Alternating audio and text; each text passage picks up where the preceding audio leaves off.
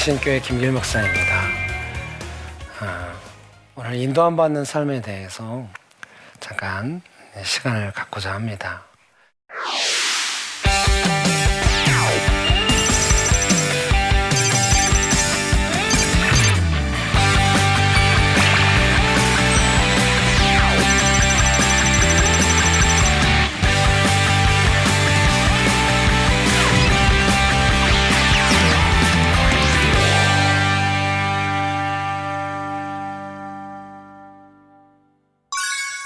예수님의 어떤 십자가의 피 흘리심으로 말미암아 우리의 죄가 용서되었을 때, 예수님의 용서를 많이 받을 때 우리는 죄의 무거운 짐으로부터 자유함을 경험하게 됩니다. 그래서 성경의 갈라디아서 5장에는 예수님의 용서를 받고 죄의 무거운 짐으로부터 자유함을 얻었을 때 그 자유를 다시 자기의 뜻을 이루는 육체의 기회, 욕심을 이루는 기회로 삼아서는 안 되고 사랑의 종노릇을 하는 기회로 삼아야 한다, 이렇게 말씀하십니다. 그 내용이 사랑의 종노릇에 관한 삶, 그것이 인도함 받는 삶의 내용이라고 할 수가 있습니다. 저희 교회 제주도에서 오신 자매님 두 분이 있습니다. 동생이 언니를 전도해서 왔습니다. 그 자매님 좀 힘들었습니다. 막 교회 오실 때 막 저를 보고 막 제 책 읽었다고, 사명 읽었다고, 막 사명 찾겠다고, 막 그래서 좀 당황했습니다. 책 한 권을 읽고 사명 찾기는 쉽지 않을 텐데, 그 다음 주에 와서 막 흥분해가지고 사명을 찾았다고, 더 당황했어요. 일주일 만에 찾는구나. 네. 그 다음 주에 와서 완전 풀 죽은 얼굴로 사명 잃어버렸다고. 제가 완전 당황해가지고 도대체 왜 그러냐고. 그래도 다행스럽게 교회에 잘 적응해가지고 언니를 전도해서 온 겁니다. 사실은 좀 삶이, 고향을 떠나와서 자리 잡느라 고생하는 삶이 좀 제 마음 안에 좀 긍휼히 여기는 마음이 있었던 것 같습니다. 언젠가 뭐 어떤 옷가게에서 아르바이트를 했는데, 이제 그 옷가게 주인 되시는 분이 임신이 돼가지고 이제 잠깐 쉬면서 뭐 150만 원 정도만 자기한테 월세로 주면은 나머지는 알아서 이제 네가 쓰는 걸로, 이렇게 해서 옷가게에서 일을 했는데, 아무리 열심히 해도 항상 180만 원, 그래서 늘 30만 원만 받고 했는데, 나중에 옆에 있는 사람이 이야기해 주기를 그 가게 월세가 한 70만 원인가 뭐 이런 거로. 그래서 되게 좀 가슴 아파하고, 부모의 품을 떠나서 고생하는구나. 네, 특별히 좀 아빠에 대한 상처, 아빠가 빚을 많이 지고 가족들에게 함부로 대하고 이러니까 10대 이후로는 아빠랑 거의 대화를 안 했던 것 같아요. 근데 저희 교회에 와서 사랑의 종노릇 하는 삶, 우리 예수님의 용서를 받았으면 성령의 인도하심을 따라 다른 사람에게 말이 아닌 행실로 예수님을 증거하는 삶, 예수님의 성품과 능력의 통로가 되는 삶을 살아야 된다, 이렇게 했더니 그 친구 처음에 좀 선교단체 간사도 하고 이랬기 때문에 교회에서 후원을 좀 조그맣게 했거든요. 어느 날 이 친구가 편의점에서 아르바이트를 한다는 거예요. 그래서 제가 뭐 재정이 많이 부족하냐? 그랬더니 부족하지 않은데요, 작은 재정이라도 아빠에게 보내고 싶다는 거예요. 아빠의 빚을 갚는 데 도움이 되면 좋겠다. 작은 재정도 믿음으로 사용한다면 하나님께서 크게 들어서 쓰실 수 있다, 이런 설교를 한번 한 적이 있는데 너무 마음에 감동이 되었죠. 아마 그렇게 하다 보니까 언니에게도, 그 집에서 그 친구만 예수님을 믿는데 언니를 전도해서 교회에 데려온 겁니다. 그 언니가 온 날 설교가 성령의 인도함 받는 삶, 뭐 이런 내용이었어요. 언니가 가면서 동생한테 물어봤다고 합니다. 다른 건 다 이해가 되는데 성령의 인도함 받는 삶의 내용이 정확하게 무엇인지 모르겠다. 그때 이제 이 동생 되시는 분이 기도하다가 언니한테 답변을 해줬다고 합니다. 며칠 전에 언니가 밤중에 배 아프다고 했을 때 자기는 계속 누워서 자고 싶었답니다. 그런데 일어나서 언니의 배를 쓰다듬어주고 기도해 줬답니다. 그게 성령의 인도함 받는 삶이라고. 내 욕심을 따르면은 밤에 피곤하니까 그냥 자고 싶은데, 예수님의 뜻을 따르자면은 아픈 언니를 위해서 기도도 해주고 배도 쓰다듬어주고 사랑의 종로로서 하는 거죠.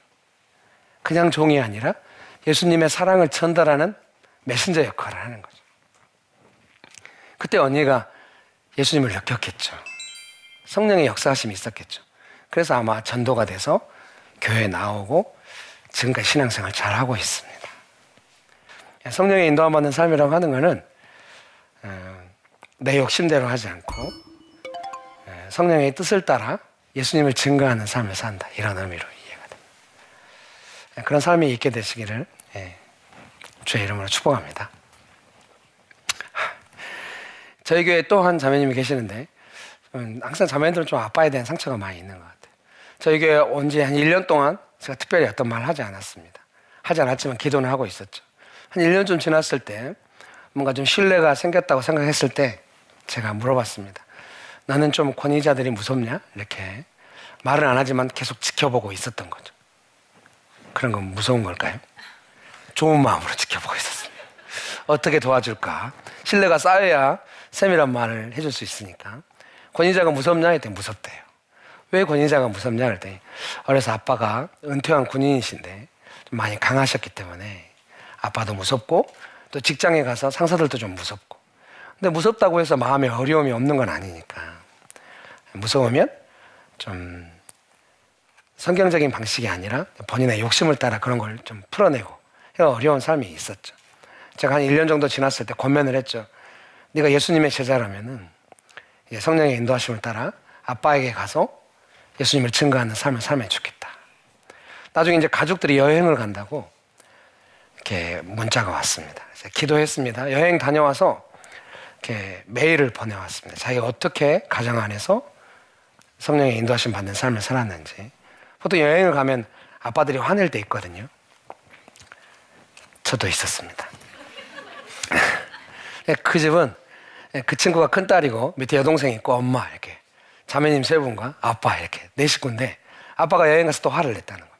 평상시 같으면 아빠 판단하고 방에 들어가서 아빠 원망하고 여행 내내 우울하게 보냈겠죠.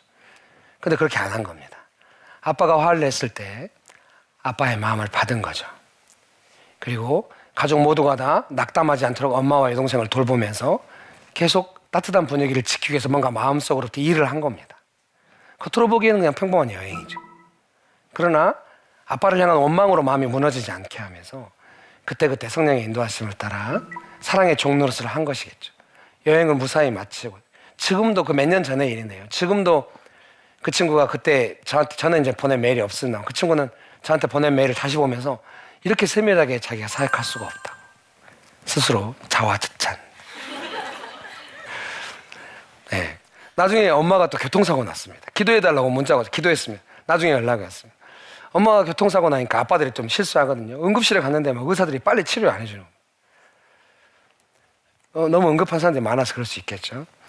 아버지도 거기서 응급실에서 의사랑 싸운 겁니다. 왜 빨리 치료 안 해주냐. 그래서 싸우다가 엄마를 데리고 다른 병원으로 간 겁니다. 빨리 치료받게 하겠다고. 근데 그 병원은 치료가 더 늦어진 겁니다. 보통 그런 일이 있을 수 있거든요. 근데 이 친구가 그 상황에서 아빠의 마음을 이해한 겁니다. 평상시 같으면 아빠가 원망했을 텐데 아빠는 엄마를 더 빨리 치료하고 싶은 거다. 그리고 엄마 옆에서 엄마를 위해서 기도했습니다. 따뜻하게 잘 치료가 되었죠. 정말로 좋다고 생각이 들었습니다. 그래서 제가 어떤 형제 한 명을 소개시켜줬습니다. 그래서 둘이 아름답게 결혼했습니다. 근데 결혼하고 나서 또 문제가 생겼어요. 이 형제님은 너무 사랑의 종노릇을 많이 하는 형제입니다.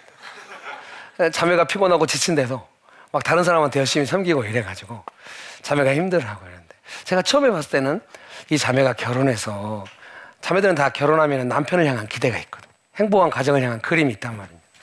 네, 아마 그 욕심이 형제가 너무 섬기니까 힘들었나 보다 그런 부분이 있었던 것 같습니다. 그러나 최근에 제가 느낄 때는 이 친구가 늘 하나님의 뜻을 따라 성령의 뜻을 따라 다른 사람을 섬겼기 때문에 남편이 좋은 일이라 할지라도 너무 자기 욕심껏 할 때는 좀 그 마음 안에 근심이 생길 수 있다 이런 생각이 들어서 제가 두 사람에게 권면했습니다. 좀 기도하고 예수님께서 주시는 마음을 받아서 하나됨 안에서 섬기면 좋겠다. 그랬더니 부부가 함께 기뻐하면서 잘하고 있습니다. 성령의 인도하심 받는 삶이라고 하는 것은 갈라디아서 5장에 나오는 것처럼 성령을 따라 행하라. 그리하면 육체의 욕심을 이루지 아니하리라. 예수님을 믿고 내 죄를 용서받고 자유를 누리게 되면은 곧바로 우리에게 주어진 삶의 딜레마가 무엇이냐면 예수님의 뜻대로 행하는 삶, 하나님의 뜻대로 행하는 삶, 성령의 인도를 받는 삶과 내 욕심대로 하는 삶 사이에서 갈등이 생기는 것입니다. 갈라디아서 5장 16, 17, 18절에 성령을 따라 행하라 그리하면 육체의 욕심을 이루지 아니하리라. 그러나 17절에 말씀하시는 것은 육체의 소욕은 성령을 거스르고 성령은 육체를 거스르나니 이 둘이 서로 대적함으로 너희가 원하는 것을 하지 못하게 하려 함이니라. 이렇게 말씀하고 계신 겁니다. 예수님을 믿는다고 한다면 반드시 하나님의 뜻과 내 욕심 사이에서 갈등하게 되는 것입니다. 어떤 교회 가서 여쭤봤어요. 하나님의 뜻에 대해서 어떻게 생각하십니까? 했더니 부담스럽다고. 당황했어요. 모든 사람이 동시에 그렇게 대답할 줄은 몰랐어요. 근데 너무 진실했으니까 유쾌했죠. 같이 웃고 말았습니다. 그래서 제가 여쭤봤습니다. 왜 하나님의 뜻이 부담스럽습니까? 그랬더니 내 뜻과 다를까 봐 부담스럽대요. 우리가 예수님을 믿고 성령의 인도함 받아 살아갈 때 반드시 우리는 하나님의 뜻을 느끼게 됩니다. 그리고 내 욕심도 분명히 있는 것이죠. 욕심 자체가 나쁜 것이 아닐 때가 많이 있습니다. 그러나 하나님의 뜻과 내 뜻이 서로 이렇게 거스르고 대적한다는 용어는 영어로는 enemy라고 적으로 강력하게 거스를 때도 있는 것입니다. 그런 상황 속에서 우리는 항상 어떤 선택을 하게 되는 것이죠. 하나님의 뜻에 순종을 할 것인가 아니면 내 뜻대로 할 것인가. 어떤 교회 가서 또 여쭤봤습니다. 10번 정도 그렇게 하나님의 뜻과 내 뜻이 이렇게 거스르는 상황이 올 때 몇 번 정도 하나님의 뜻에 순종했을까요? 물어봤더니 평균 한 번에서 2번입니다. 예수님을 믿지만은 내 뜻대로 하는 것이 우리 안에 많이 있는 것입니다. 네, 그런 것이 주는 결과가 있습니다. 갈라디아서 5장에도 나옵니다만은 육체의 소욕을 따라 사면 육체의 일, 죄의 열매를 맺게 됩니다. 그래서 야고보서 1장에도 욕심이 잉태한 즉 죄를 낳는다 이렇게 말씀합니다.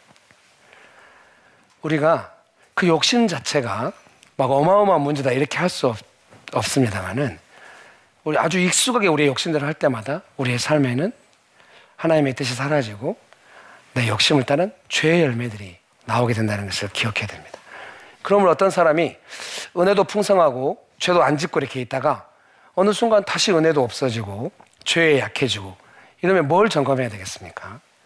어느 순간부터인가 내가 성령의 인도하심을 놓치고 하나님의 뜻보다는 내 욕심대로 해온 것이 있지 않나 그걸 돌아봐야 하겠죠. 그런 은혜가 있게 되시기를 주의 이름으로 축복합니다.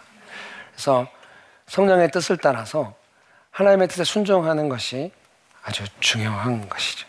근데 많은 사람들이 그 욕심을 어떻게 알 수 있냐? 욕심 참 알기가 어렵습니다. 저희가 이제 부산에 가서 한번 크리스마스 때마다 전도하거든요. 올해는 노량진에서 하기로 했어요. 그리고 그 다음날은 이제 제자 훈련하는 전문 용어로 시설이라고 하는 보육원에서 이제 우리가 이제 막 1인당 한 명씩 이렇게 선물을 준비한 거예요. 기도 카드 다 쓰고 기도해가지고.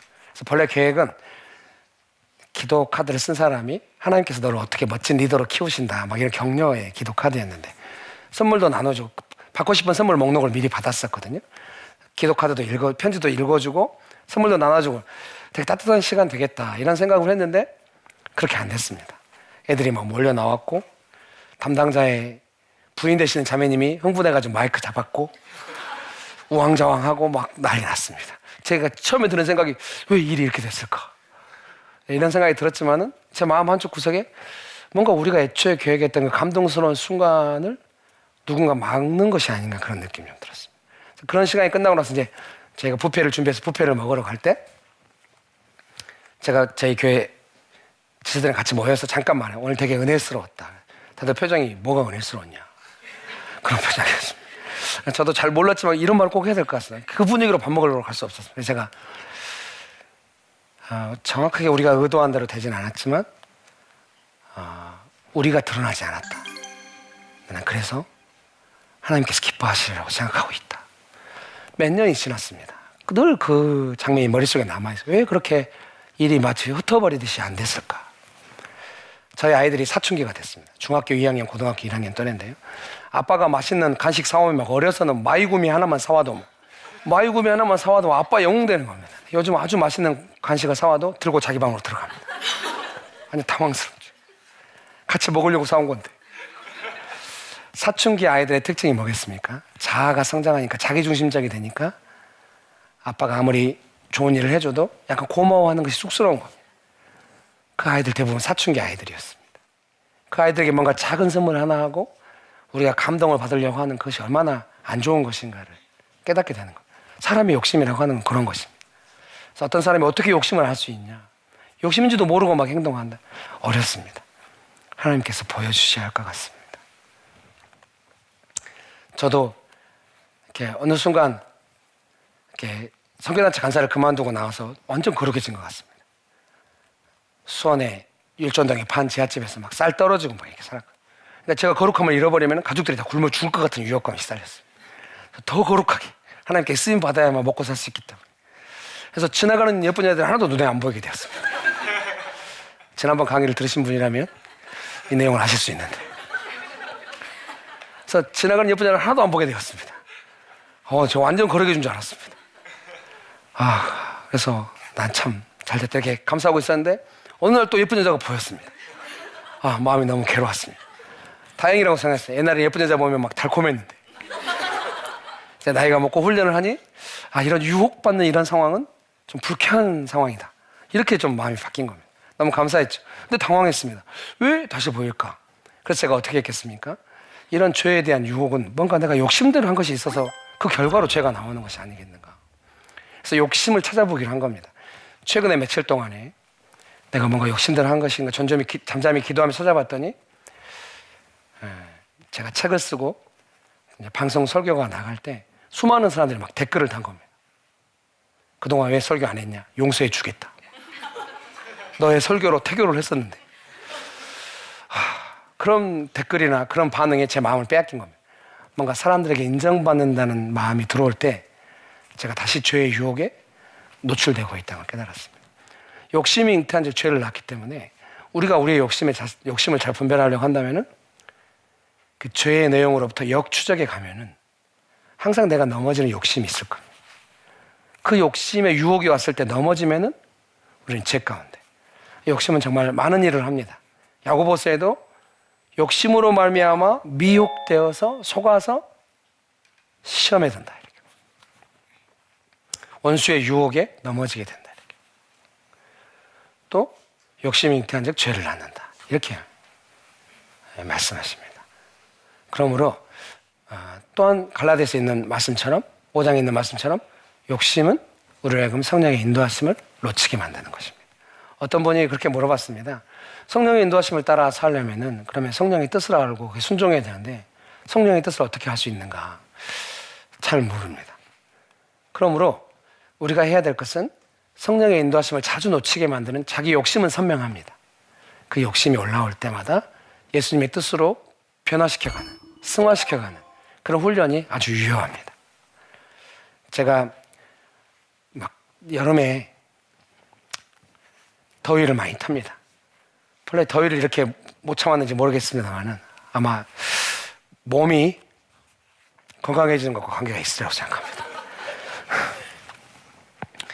여름에 막 너무 더워가지고 아무 때나 덥다는 게 너무 힘들어요. 밤에도 덥고 또 아무 데나 덥다는 게 힘들어요. 집에서도 막 실내 온도 32도. 선풍기 2대 있는데 애들이 하나씩 쓰기 때문에 저랑 아내랑 막 냉동실에다 막 조그만 물병에 물 얼려가지고 머리맡에 놓고 자고 막 이렇게 살았습니다. 어느 날 여름이 지나고 나니까 위가 약간 상했어요. 너무 더운데 막 사역하고 돌아다녔더니 그것을 이제 인터넷 방송 설교를 호주에 있는 제 친구가 정성욱이라고 중학교 3학년 때 같은 반이었거든요. 제 설교를 듣고 돈을 보냈어요. 에어컨 설치하라고. 우와, 그래서 이제 에어컨 설치할 기간이 지났지만은 비수기에 싸게 살리라. 이러면서 주머니에 돈 넣고 이제 살아보면 되는데 하나님의 뜻을 받은 거죠. 저희 교회에 쌍둥이 아빠가 있는데 쌍둥이를 낳으니까 좀 넓은 집으로 옮겨갔는데 그 집이 너무 더워 보여요. 여름엔.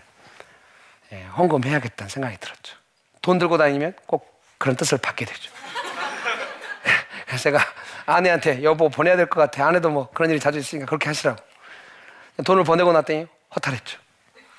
그 다음에 여름이 너무 무섭고 막 여름이 오기 전부터 막 대대적으로 막 이번 올 여름에는 대대적인 폭염. 정말 더운 겁니다.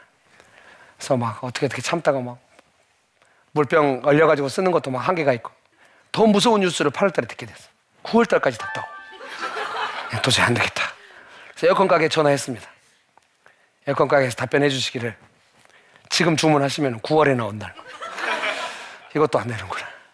이 하나님의 사랑을 많이 받는 사람은 자기 욕심이 막힐 때가 있습니다. 좋은 겁니다.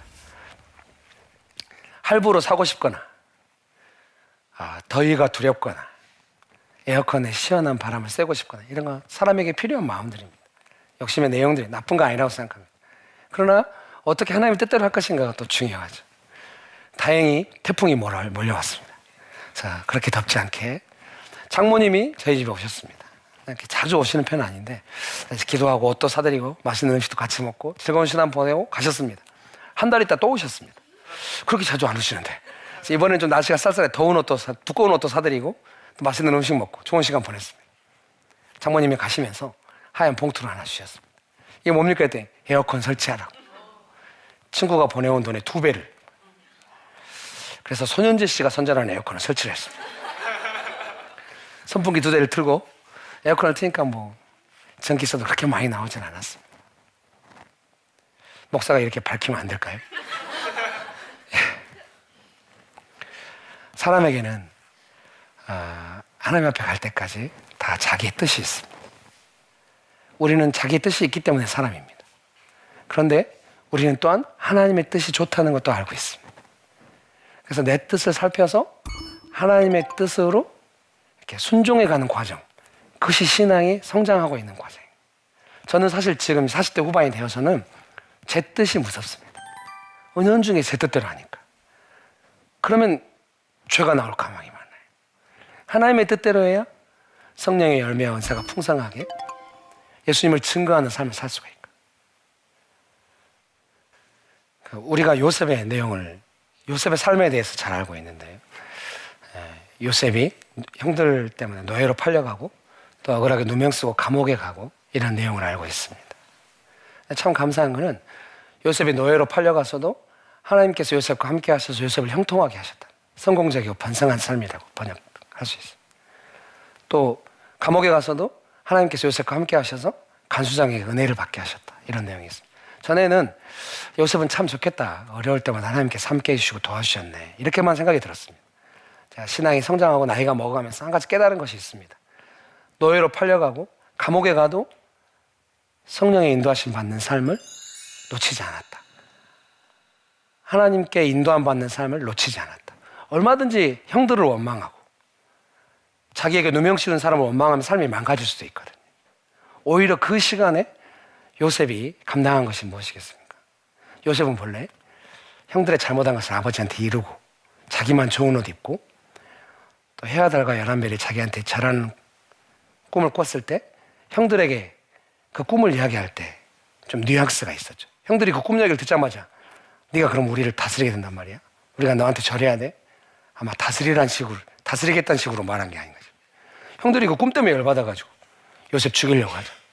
요셉은 좀 잘못된 방법으로라도 남을 제압하고 싶어하는 그런 마음이 있었던 거죠. 그런데 노예생활을 하면서 어떻습니까? 보디바를 섬겨야만 하고 감옥에 가서도 죄수들을 섬기는 사람이 된 거예요. 그에게 고난이 왔지만 그 고난의 시간에 요셉은 자기의 욕심을 다루는 시간으로 삼는 것이죠. 고난은 좋은 기능이 있습니다. 우리로 하여금 욕심을 다루어지게 하고 죄를 그치게 하는 효과가 있는 것 같습니다. 요셉이 사람을 섬기는 사람이 저절로 되면 좋겠지만 요셉 안에 있는 욕심들이 다루어질 때 요셉은 진심으로 하나님의 뜻을 따라 누구든지 섬길 수 있는, 그래서 요셉이 총리가 된 게 아닐까요? 그래서 우리의 삶에 자연스럽게 내가 원하는 대로만 되면 좋겠지만은 때로는 내가 원치 않는 고난이 올 때에도 우리는 인도하심을 놓쳐서는 안 되고 그때 내 욕심을 다루는 기회로 삼아서 훈련할 필요가 있다고 생각합니다. 화이팅 하시기를 주의 이름으로 축복합니다. 너무 돌발적이었나요? 화이팅 하시기를 주의 이름으로 축복합니다. 감사합니다.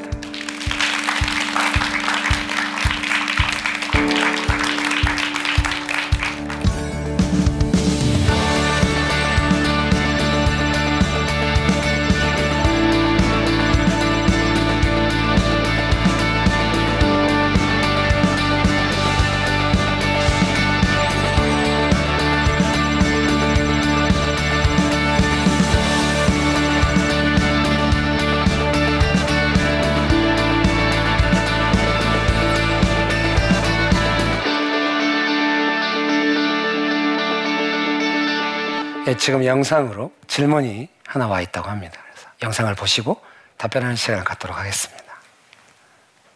선호동에 살고 있는 대학생입니다. 전 세상을 살아가면서 짓는 죄가 참 많은데 저의 이중성에 대해서 모순되는 점을 많이 느끼고 실망한 적도 많습니다. 그럴 때마다 주님께 인도받는 삶을 갈 수 있는 올바른 길을 찾고 싶은데 도움을 받고 싶습니다. 크게 인도 안 받는 삶에서 도움받을 수 있는 구체적인 방법으로 두 가지를 말씀드리고 싶습니다. 첫 번째는 말씀을 꾸준하게 읽는 것입니다. 우리가 말씀을 읽을 때마다 하나님의 뜻을 느낄 수가 있습니다. 구체적인 내 삶의 정확한 뜻은 아니다 할지라도 하나님의 일반적인 뜻과 나의 삶을 향한 어떤 뜻들이 말씀을 읽을 때마다 주어지는 것을 알 수가 있습니다. 어제도 제가 저희 교회 집사님하고 통화를 했는데 자기는 뭔가 잘하고 있다고 생각했는데 제가 볼 때는 좀 아니었어요. 왜 다른 사람을 판단하고 그러니 이렇게 했더니 오늘 메일이 왔어요. 자기가 많은 신경을 썼어도 말씀을 읽지 않으니까 객관적으로 자기 자신을 볼 수가 없다. 우리가 말씀을 읽을 때마다 말씀은 나의 마음이나 나의 상황과 다른 객관적인 하나님의 뜻이 그 말씀 안에 담겨 있습니다. 그럼 우리가 말씀을 읽을 때마다 나의 상황이나 나의 마음과 상관없는 하나님의 뜻이 임함으로써 우리의 마음이, 우리의 삶이 그 말씀에게 맞추어감으로써 하나님의 뜻 안으로 더욱더 깊이 있게 인도함을 받을 수 있다고 생각합니다. 또 한 가지는 기도이죠. 뭔가 내가 원하는 것을 이루겠다고 기도하기보다는 하나님의 뜻을 사모하면서 하나님의 뜻이 내 뜻보다 훨씬 낫고 귀하다는 것을 인정하면서 하나님의 뜻을 기다릴 때는 반드시 하나님께서 우리의 그런 기도의 태도와 내용을 보시고 우리를 선하신 길로 인도하시리라 믿습니다. 인도함 받는 삶은 내 뜻대로 하지 않고 하나님의 뜻에 순종하는 삶이라고 할 수 있습니다. 그럴 때마다 우리는 내 욕심을 잘 다뤄갈 수가 있고 또 죄를 그치게 할 수가 있고 하나님께 순종함으로써 하나님의 뜻을 이루는 삶으로 나아갈 수 있습니다. 그런 은혜가 가득하시기를 주의 이름으로 축복합니다. 감사합니다.